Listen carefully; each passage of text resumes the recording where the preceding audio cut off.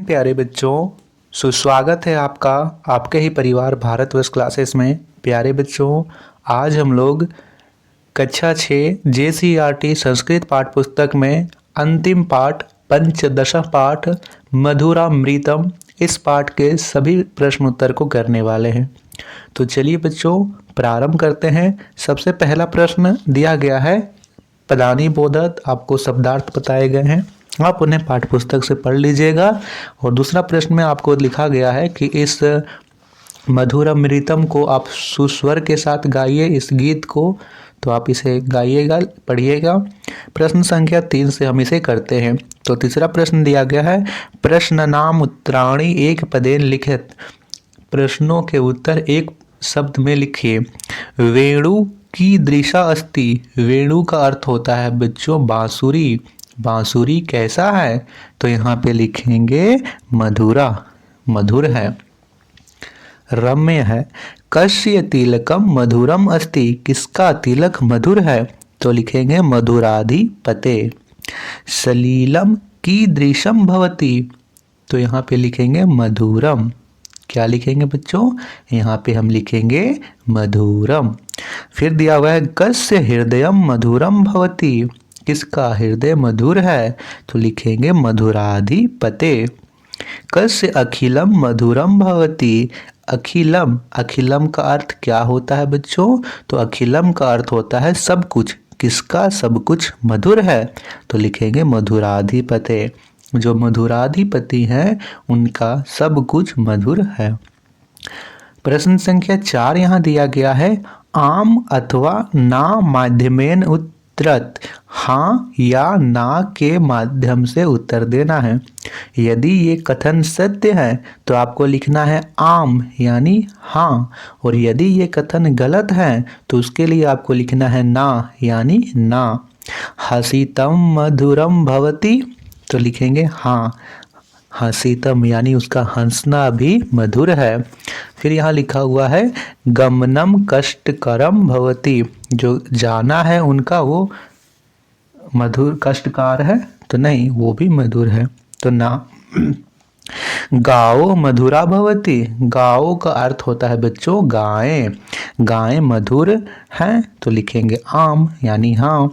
फिर यहाँ लिखा गया है वेणु कर्कशा भवति। बांसुरी कर्कश है? नहीं, बांसुरी तो मधुर है।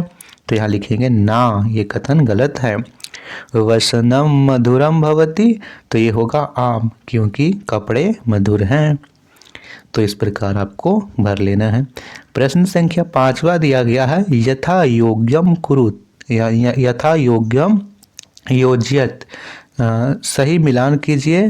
तो गुंजा, गुंजा को मिलान करेंगे मधुरा। दलितम, दलितम को मधुरम में मिलान करेंगे रेणु, तो मधुरा। संख्य मधुरम, पादो तो मधुरो। ठीक है, ऐसे आपको मिलान कर लेना है। छठा प्रश्न दिया गया है विलोम पदानी योज्यत। विलोम शब्दों को मिलाइए। हसीतम, तो हसीत का अर्थ होता है हंसना, उसका विलोम होगा रोदनम यानी रोना। गमनम, गमन का अर्थ होता है जाना, तो इसका विलोम होगा आगमनम यानी आना। सुरूपम, जिसका रूप सुंदर हो, तो इसका उल्टा होगा कुरूपम, जिसका रूप बदसूरत हो, सुंदर ना हो। संख्य, इसका होगा असंख्यम। सिस्टम, तो सिस्टम का असिस्टम, ऐसे आपको विलोम में मैच कर लेना है। 7वां प्रश्न दिया गया है गीतस्य पदानि योजत। गीत को, पदों को मिलाइए। गुंजा मधुरा, तो इसमें क्या होगा इसके आगे? माला मधुरा। गोपी मधुरा, गोपी मधुरा के बाद क्या होगा? गोपी मधुरा, लीला मधुरा। गोपा मधुरा, तो गोपा मधुरा के बाद क्या होगा? गोपा मधुरा, गाओ मधुरा। वेणु मधुरा, वेणु मधुरा के बाद वेणु मधुरा, रेणु मधुरा। पानी मधुरा, पादो मधुरा, तो रेणु मधुरा। कर्णम मधुरम, तो कर्णम मधुरा। तरणम मधुरम, हसणम मधुरम, रमणम मधुरम, तो कर्णम मधुरम के बाद यहाँ पे तरणम मधुरम। दलितम मधुरम को फलितम मधुरम में मिला देना है। तो बच्चों ये थे प्रश्न उत्तर पंचदश पाठ के। इसके बाद मैंने आपको पाठ 1 से लेकर पाठ 15 तक के सभी प्रश्नों के हल करवा दिए हैं।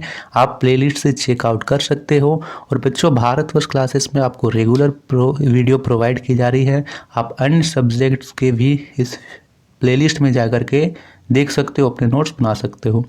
तो धन्यवाद बच्चा। इस वीडियो को अपने भाई बहन को शेयर कीजिएगा, अपने मित्रों को शेयर कीजिएगा। और यदि आपने भारतवर्ष क्लासेस को सब्सक्राइब नहीं किया है तो प्लीज़ बच्चा सब्सक्राइब ज़रूर कीजिएगा। धन्यवाद।